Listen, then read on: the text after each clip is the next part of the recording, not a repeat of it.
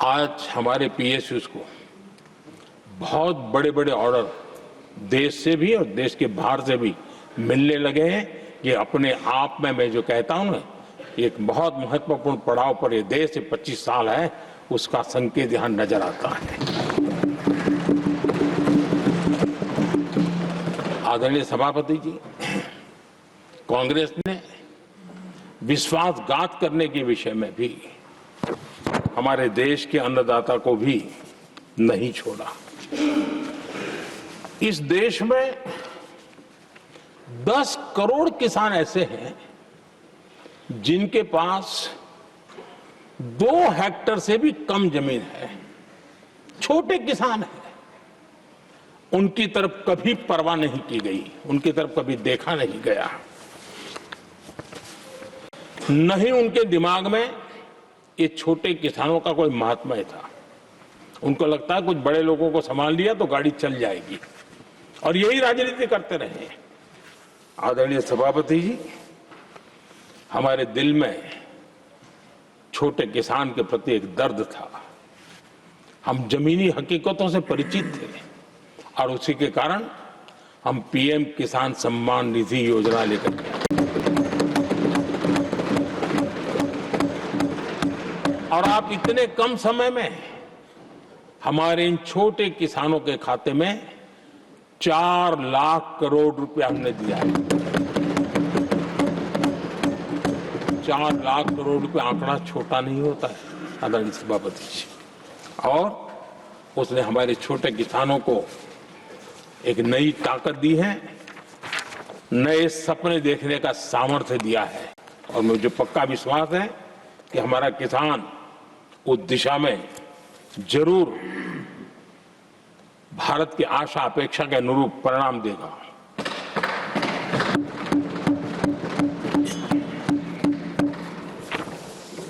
आदरणीय सभापति जी,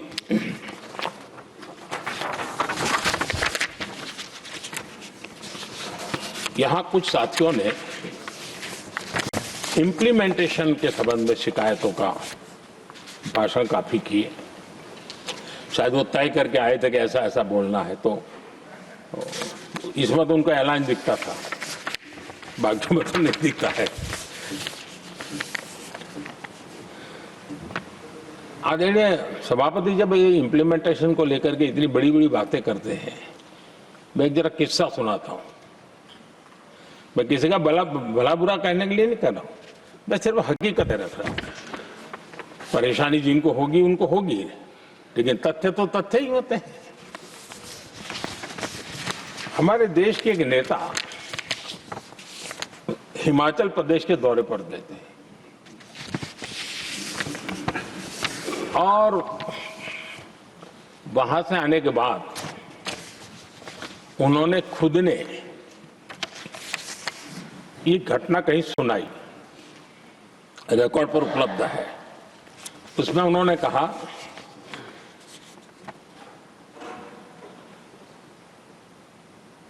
उस नेता ने क्या कहा, मैं उन्हीं के शब्द पढ़ रहा हूं। काफी लंबे समय तक मुझे योजना आयोग से संघर्ष करना पड़ा, क्योंकि वे पहाड़ी क्षेत्रों के लिए अलग योजनाएं बनाने को तैयार ही नहीं थे। मैं हिमाचल प्रदेश गई थी, जब मैं वापस आई तो मैंने योजना आयोग में कहा कि हमारे कामदारों को, वर्कर्स को जीप की जरूरत नहीं है, बल्कि खच्चरों की आवश्यकता है, ताकि कम से कम उन पर सामान आदि लादा जा सके। आगे उन्होंने कहा, लेकिन मुझे बताया गया हम पैसा तो जीप के लिए ही देंगे, क्योंकि खच्चरों के लिए पैसे देने की पॉलिसी नहीं है। इसी भाषण में आगे वो कहती हैं, अब वहां सड़कें ही नहीं थी। उनका कहने का कारण यह था कि हिमाचल में जहां वो गई और सड़कें ही नहीं थी। अब वहां सड़कें ही नहीं थी तो फिर उस पर जीप का क्या लाभ हो सकता है? जीप लेकर के कौन जाएगा जहां रोड नहीं है? लेकिन उस समय योजना आयोग का जोर था या तो जीप या तो कुछ भी नहीं। आदरणीय सभापति जी, ये भाषण किसी और का नहीं, ये कांग्रेस के वरिष्ठ नेता और तत्कालीन प्रधानमंत्री इंदिरा गांधी का भाषण है।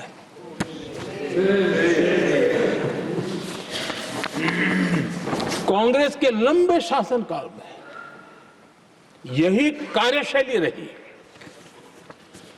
और जिसको इंदिरा जी खुद जानती भी थी कि ये पाप चल रहा है, लेकिन इस कार्य संस्कृति को सुधारने के लिए उन्होंने कोई कदम नहीं उठाया।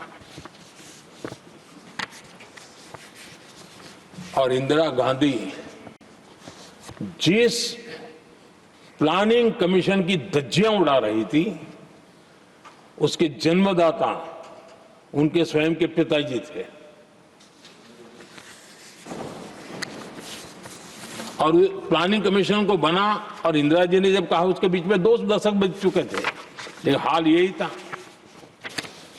और 2014 तक सब दुखी थे, सब परेशान थे, सब गलती देख रहे थे, लेकिन सुधार करने की तैयारी नहीं। 2014 के बाद जब आपने हमें मौका और कांग्रेस ने जिस प्रकार से प्लानिंग कमीशन अटकाना, लटकाना, भटकाना वाली कार्यशैली बना दी थी, 2014 में जब हमें मौका मिला तो हमने आकर के काम किया, प्लानिंग कमीशन को खत्म कर दिया और नीति आयोग को।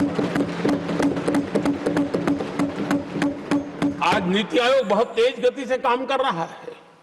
अब देखिए एस्पिरेशनल डिस्ट्रिक्ट,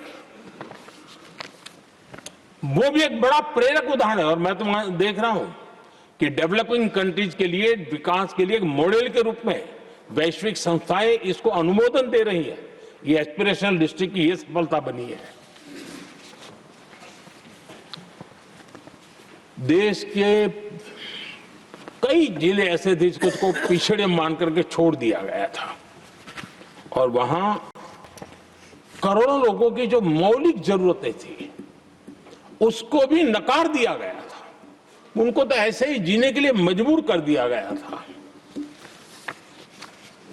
और जो पिछड़े इलाके थे वो और पिछड़े होते गए और बर्बादी आती गई। और हालत तो सरकार में ऐसी थी कि जब किसी को पनिशमेंट ट्रांसफर करनी होती थी, पनिशमेंट पोस्टिंग देना होता, तो ऐसे ही जिलों में भेजा जाता था ताकि और खराब करे वो। ये हाल बन गया था, ये वर्क कल्चर बन गया था।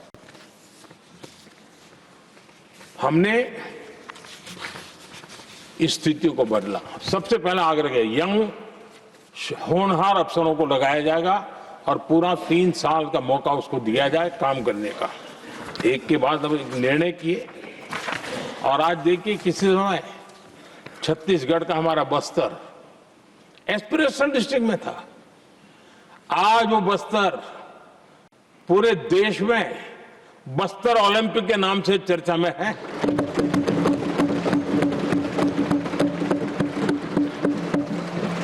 आज विकास की धारा बस्तर के गांव-गांव पहुंच रही है। अभी कुछ गांवों में पहली बार बस देखी, पूरे गांव ने उत्सव मनाया बस्तर में।